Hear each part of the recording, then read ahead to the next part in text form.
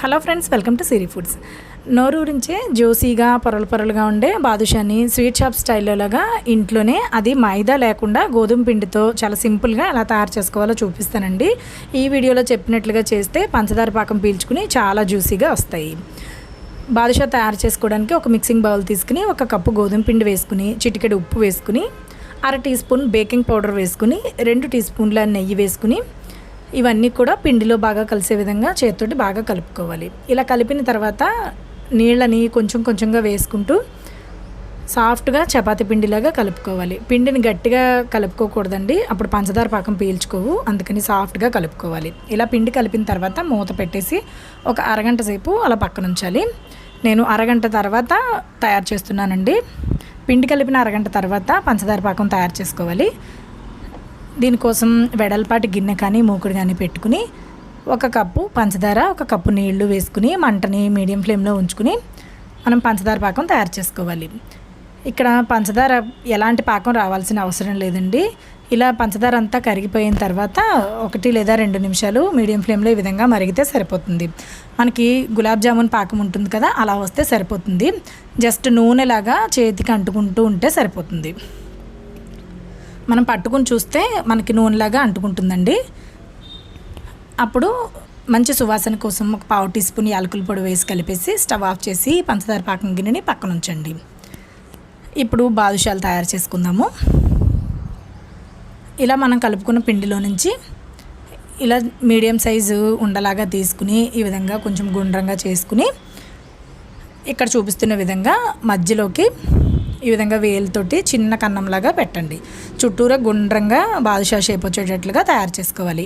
ఆ కన్నం అనేది అడుగు వరకు ఉండాల్సిన అవసరం లేదండి, పైన అలా నొక్కితే సరిపోతుంది. ఇలాగే మనం రెడీ చేసుకున్న పిండి అంతటిని కూడా ఇలా బాదుషాలాగా తయారు చేసేసుకుని పక్కన ఉంచుకోవాలి. అప్పుడు మనకి వేయించుకోవడానికి బాగుంటుంది. చూడండి, ఈ విధంగా అన్నమాట. ఇలా నాకు ఇక్కడ కలుపుకున్న పిండికి 10 బాదుషాలు అయ్యాయండి. ఇప్పుడు వేయించుకోవడానికి స్టవ్ ఆన్ చేసి మూగుడు పెట్టుకుని డీప్ ఫ్రైకి సరిపడా నూనె వేసి, అది బాగా హీట్ అయిన తర్వాత స్టవ్ ఆఫ్ చేసేసి అప్పుడు మనం తయారు చేసుకున్న బాదుషాలను వేసుకోండి. ఆ వేడి నూనెలో వేసేస్తే పైన వేగిపోయి లోపల వేగవండి. అందుకని నూనె బాగా వేడెక్కాక స్టవ్ ఆఫ్ చేసేసి అప్పుడు బాదుషాలు వేసుకోండి. అవి కొంతసేపు వేగిన తర్వాత ఇలా పైకి తేలుతూ ఉంటాయి. 1-2 తేలిన తర్వాత అప్పుడు స్టవ్ మరలా ఆన్ చేసుకుని మీడియం ఫ్లేమ్లో పెట్టుకుని వీటిని నిదానంగా వేయించుకోండి.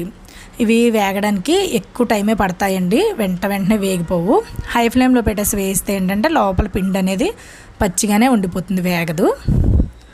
ఇలా ఒకవైపు బాగా వేగిన తర్వాత రెండో వైపు కూడా టర్న్ చేసుకుని, రెండో వైపు కూడా మనకి లైట్ గోల్డెన్ కలర్ వచ్చినట్లుగా తెలుస్తుంది. చూడండి, ఇక్కడ కనిపిస్తుంది కదా, అలా అన్నమాట. అలా వచ్చిన తర్వాత మంటని medium flame to high flame adjust చేసుకుని 2 వైపులా కూడా క్రిస్పీగా అయ్యి కొంచెం మంచి రంగు వచ్చేంత వరకు వేయించుకోవాలి.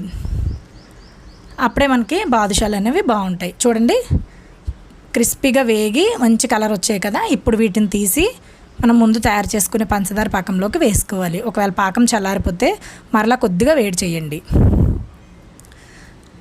ఇలా బాగా వేగిన బాదుషాలని పంచదార పాకంలోకి వేసేసి ఒక అరగంట సేపు అలాగే ఉంచుకోవాలి. మధ్యలో అటు ఇటు తిప్పుకుంటూ ఉండాలి.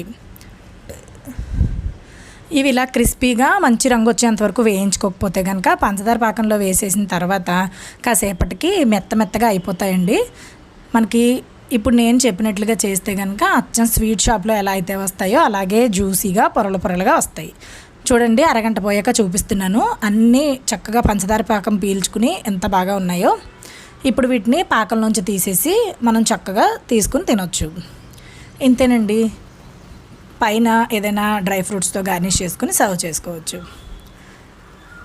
చక్కగా జ్యూసీగా పొరలుగా ఉండే బాదుషా ఇంట్లోనే తయారైపోయింది కదా. చూసారా, పంచదార పాకం పీల్చుకుని లోపల పచ్చిగా లేకుండా ఎంత బాగా ఉన్నాయో.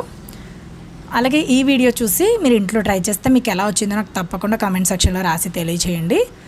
ఇలాంటి మరిన్ని టేస్టీ అని అమ్మీ రెసిపీస్ని చాలా సింపుల్గా నేర్చుకోవాలి అనుకుంటే సిరి ఫుడ్స్ ఇన్ తెలుగు ఛానల్ని సబ్స్క్రైబ్ చేసుకోవడం మాత్రం మర్చిపోకండి.